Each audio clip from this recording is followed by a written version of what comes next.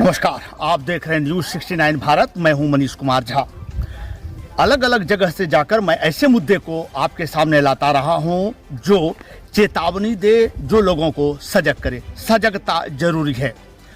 जब भी कोई काम होता है तो दुर्घटनाएं होती हैं। साइंस का यह नियम कहता है, विज्ञान का नियम कहता है कि जहां भी सकारात्मक है वहां नकारात्मक होगा ही होगा। अभी मैं हूँ गोपीनाथपुर, ये निरसा थाना क्षेत्र अंतर्गत आता है। मैं आपको बताऊं कि ये कोयले का खदान है, ये माइंस है। ओपन कास्टिंग यहाँ से होता है। सबसे बड़ी चीज़ ये है कि कल यहाँ दुर्घटना हुई थी जिसमें चाल धंसने से स्थानियों का माने तो 3 जगह चाल धंसा था और 16 लोगों की मृत्यु इसमें हुई है, जबकि प्रशासन अभी तक मात्र 5 लोगों की ही पुष्टि की है जिसका लाश उसके सामने में मिला था। अब मैं आपको बताता हूं कि आखिर ये दुर्घटना होती कैसे है और कैसे ये पूरा मंजर मैं आपको दिखाना चाहता हूं। ये है ओपन कास्ट जो आप देख रहे हैं, जिसमें कि सरकार निकालती है। जब ये यहाँ से बाहर चले जाते हैं तो यहाँ के स्थानीय लगातार यहाँ आते हैं और आकर ये देखिए एक सुरंग तरह से ये खोदते हैं। चूंकि उनके पास विज्ञान की समुचित व्यवस्था नहीं है, इसलिए उन्हें पता नहीं चलता है कि हम कहाँ से निकालें और कितना निकालें। सामान्यतः जब भी कोयले की खनाई होती है, जब कोयले का खनन होता है, उस समय बीच में एक मोटे मोटे दीवार के तौर पर छोड़ दिया जाता है ताकि कोयला निकालने के बाद भी भू धसान ना हो। लेकिन आप यहाँ देख सकते हैं कुछ बोरा भी पड़ा हुआ है। इसका मतलब है कि अवैध उत्खनन यहाँ चल रहा होगा, जिसके चलते आप देख रहे होंगे कि ये 2 तल्ला बना के रखा है। जब लोग ऊपर से निकाल लेते हैं फिर नीचे निकालने का प्रयास करते हैं। अब मैं आपको दिखाता हूँ यहाँ कि ये बोरा जो आपको ये निशान अभी भी दे रहा है कि यहाँ अवैध उत्खनन होता है। अब सबसे बड़ा सवाल ये है कि अवैध उत्खनन पुलिस की मिली भगत के बिना होता कैसे है, क्योंकि पहरा जब आप यहाँ आएंगे तो आपको दिखेगा कि रास्ते रास्ते में चप्पे चप्पे पर यहाँ पहरेदार हैं, पुलिस है। बावजूद इसके यदि भारी मात्रा में ग्रामीण यहाँ आते हैं और अपने जितने भी टूल्स हैं खोदने का वो लेकर वो लोग आते हैं और इस तरह से खोद कर यदि ये गुफानुमा बना देता है तो क्या कहता है ये, कहीं चोरी छुपे तो काम हो नहीं सकता है। क्योंकि जब अभी कोई नहीं है, इस समय भी आप देखेंगे तो आपको दिखेगा कि सुरंग बना हुआ है। क्या यह सुरक्षा बलों को दिखता नहीं है? ये बड़ी घटना है। यदि स्थानियों का माने तो 3 जगह यानी 3 खदान मिलाकर 16 लोगों की यहाँ मृत्यु हुई है। अभी यह राजनीतिक रूप भी लेता चला जा रहा है। यहाँ के कुछ स्थानीय भी यहाँ आए हैं, कांग्रेस के कुछ नेता यहाँ आए हैं। ये सब मुआयना करने आते हैं और इनसे हम जानने का प्रयास करते हैं कि आखिर इन्होंने क्या पाया और हो क्या रहा है यहाँ, इन्होंने क्या पाया। सबसे पहले तो आपसे यही प्रश्न रहेगा हमारा, आपने क्या पाया यहाँ पर? यहाँ ये देखिए चालू माइंस है जी, और ये भारत सरकार के अभिन्न अंग है। यहाँ की पूरी जिम्मेदारी भारत सरकार के हाथों में है जी। ECL GM जो भी शख्स हैं और यहाँ के सिक्योरिटी इंचार्ज CISF के लोग जो हैं, उनकी मिली भगत के बगैर अवैध खनन हो नहीं सकता है। तो पूरी की पूरी जिम्मेदारी उनकी बनती है और इन लोगों के माध्यम से, इन लोग के जरिए माफियाओं को यहाँ एंट्री दिया गया है और ये अवैध खनन चोरी कराया जा रहा है। मैं ECL GM से मांग करता हूँ कि एक तो ये अवैध खनन बंद कराए और जो माफिया के जरिए यहाँ गरीब माफियाओं के जरिए जो अवैध खनन हुआ है, गरीबों की जान गई है। जो 6 शव का हमें जानकारी मिला है कि 6 शव अभी तक निकाला गया है, उनके परिवार, उनके परिजन को ढूंढे और उनको मुआवजा कम से कम 50-50 लाख दिया जाए। और अभी तक जो है आशंकाएं जताई जा रही कि और भी सब 2 दर्जन करीब सब अंदर है, उसको निकालने का प्रयास हो। और जो माफिया यहाँ काम करा रहे थे, मैं झारखंड सरकार से, यहाँ के DGP और जिला प्रशासन से मांग करता हूँ कि ऐसे लोगों को निकाले बाहर और कड़ी से कड़ी कानून के तहत हत्या का मामला दर्ज करे और जेल में डालने का काम करे। यहाँ तक तो सही है सर, आपने केंद्र सरकार को घेरा है, सच में जिम्मेवारी है, लेकिन राज्य सरकार की भी जिम्मेवारी बनती है, क्योंकि प्रशासनिक व्यवस्था राज्य सरकार के हाथ में है। स्थानीय पुलिस के मिली भगत के बिना यह हो नहीं सकता है, तो उससे कड़ा कैसे करेंगे आप? सवाल तो ये भी उठता है ना, आप सरकार में है। मैंने आपको पहले कहा कि माइंस के अंदर जो है CISF का जी पूरी सिक्योरिटी है, तो पूरी जिम्मेदारी पहले उसकी बनती है जी, पहले उसकी बनती है। और यहाँ से माल निकलने के बाद रोड में कोई लेके जा रहा है, उसकी जिम्मेदारी हमारे झारखंड सरकार के जो प्रशासन पुलिस प्रशासन उसके ऊपर बनती है।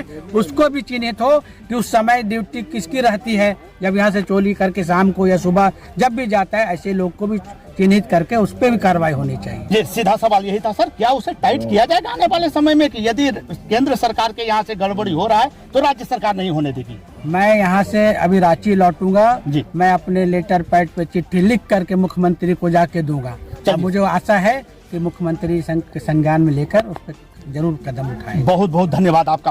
अब देखिए, इन्होंने तो साफ तौर पर आश्वासन दिए हैं कि यहाँ की जो समस्या है, यदि केंद्र सरकार ध्यान नहीं देती है, CISF जिसकी निगरानी में ये हो रही है वो ध्यान नहीं देते हैं, तो जो यहाँ के स्थानीय प्रशासन है वो जरूर रोक लगाने का काम करेंगे। और भी लोग हैं हमारे साथ, उनसे भी मिलना चाहेंगे। ये वही क्षेत्र है जहाँ दुर्घटना हुई थी। ये जो मलबा आप देख रहे हैं, अभी भी स्थानीयों का अनुमान है कि इसमें कुछ लाश दबा हो सकता है, क्योंकि बोलने को तो लोग तैयार नहीं है, लेकिन ग्रामीणों का कहना है कि जो लोग घर से निकले थे कोयला उत्खनन के लिए, वो जब वापस नहीं गए तो गए कहां? अब यहाँ सांप छुछुंदर का एक समस्या बन गया है। ग्रामीण बोल नहीं सकते हैं और प्रशासन इसको उजागर करना नहीं चाहती है। आखिर है क्या मामला? अभी हमारे पीछे देख लीजिए, जो लोग उत्खनन कर रहे थे, कुछ वहाँ बोरा में भरा हुआ कोयला आपको दिख रहा होगा, जो स्पष्ट बताता है कि ये जितने जगह ये बनाने का प्रयास किया जा रहा था, कोयल उत्खनन करने का प्रयास किया जा रहा था, ये बृहद पैमाने पर हो रहा था। इसे आप यह नहीं कह सकते हैं कि कुछ लोग आए और चोरी चुपके यहाँ से लेकर चले गए। बृहद पैमाने पर था। अब हम डायरेक्ट तो नहीं आरोप लगा सकते हैं, लेकिन आप समझदार हैं, समझ जरूर सकते हैं। ये स्थानीय नेता है, यहाँ के जिला परिषद सदस्य रहे हैं, ये इनके प्रतिनिधि हैं। ये सोहराब अंसारी कांग्रेस के एक गद्दावर नेता में माने जाते हैं, युवा हैं, लगातार सब जगह जाकर संघर्षरत रहे हैं और अपोज करते रहे हैं। आज भी यहाँ पहुंचे हैं। आज इनसे हम जानने का प्रयास करते हैं कि ये इस घटना को किस रूप में देखते हैं। देखिए, सबसे दुखित बात है कि इतनी बड़ी घटना गरीबों के साथ, और आज जो क्षेत्र में इस तरह का घटना हमेशा देखने को मिलता है, चाहे ये निरसा हो, चाहे बागमारा हो, चाहे झरिया हो, चाहे मुनीडुग हो, लेकिन ये कहीं ना कहीं सेंट्रल सरकार और उसकी मंत्री की मिली भगत और स्थानीय विधायक और पूर्व विधायक दोनों को मिली भगत होने के कारण इतनी बड़ी घटना का अंजाम दिया जा रहा है। दुख की बात है कि लोगों के मौत के साथ, खून के साथ खेलकर लोग रुपया पैसा कमाना चाहते हैं। वैसे लोगों को थूक देना चाहिए, जो ऐसे लोग कहते हैं कि मैं अपने आप को जनप्रतिनिधि हूं, मैं विधायक हूं, मैं सांसद हूं, और क्षेत्र में हमारे गरीब के साथ शोषण होता है। 10 रुपया 20 रुपया उसे लालच देकर कोयला ढुलाने का काम करते हैं। यहाँ बोरा और अब झोड़ी जो देख रहे हैं, ये ऐसी नहीं है, CSF के जवानों को पैसा दिया जाता है। हमारे क्षेत्र में प्रशासन पेट्रोलिंग पार्टी करते हैं, लेकिन यहाँ किसी तरह के भी जब चोरी हो रहा है, आप चोरी का नाम देते हैं। शर्म आना चाहिए प्रशासन को कि आप कहते हैं कि ये चोरी हो रहा है, ये ओपन कास्ट है, ओपन नजर आ रहा है, और लोग यहाँ हजारों की भीड़ में, 500 की भीड़ में 100 आदमी, 500 आदमी, 10 आदमी, 20 आदमी दब जाता है तो आपको नजर नहीं आता है। और आप एक चोर ढूंढने के लिए आप यहाँ से पटना और बिहार और यूपी से ढूंढ के लाते हैं, और आपने बगल की जो है, और आप कहते हैं कि वो चोरी करने आया। चोरी करने नहीं आया।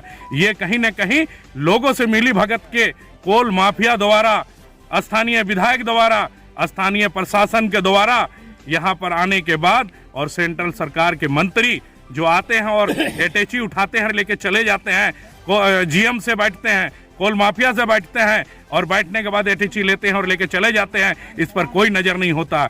मैं ये कहना चाहूंगा हमारे क्षेत्र के ग्रामीणों को कि जागने की जरूरत है। 10-20 रुपया लेकर वैसे कोल माफिया के पीछे काम ना करें और इसकी विरोध करें और वैसे लोगों पर कार्रवाई हो जो ये काम करवाए हैं, जो इसके पीछे छुपा हुआ है। जी, इसमें एक सवाल और आता है कि ये तो ग्रामीण थे जो पेट भरने के लिए यहाँ आ गए, लेकिन उन माफियाओं का क्या? दो का नाम आ रहा है, एक कोई गोप है, दूसरा जितेंद्र दास है, कोई व्यक्ति है। ये सभी इन लोगों को लेकर आते हैं और दिन भर काम करवाते हैं, यही सेटिंग करते हैं पुलिस प्रशासन के साथ। इनको क्यों नहीं पकड़ रही है सरकार? देखिए, मैं इस बारे में हमारे अभी अल्पसंख्यक के प्रदेश अध्यक्ष भी यहाँ आए, उन्हें जैसे पता चला वो खुद पहुंचे, हमें भी फोन किया कि सौरभ जी मैं पहुंच रहा हूं। हम लोग तुरंत उसको लेके यहाँ पर आए। हम इसकी चर्चा मुख्यमंत्री तक हम लोग करेंगे और खास करके मैं एसएसपी से कहना चाहता हूं कि वैसे लोगों को जांच करके फौरन अरेस्ट करके जेल भेजने का काम करें, और नहीं तो ये धनबाद जिला की जो बदनामी होगी ये पूरे प्रशासन एसएसपी के माथे पर ठोपा जाएगा। जी, आखिरी प्रश्न रहेगा आपसे कि आपकी सरकार लगातार अच्छा काम कर रही है, फूलो झालो योजना के तहत ग्रामीणों को रोजगार दिया है।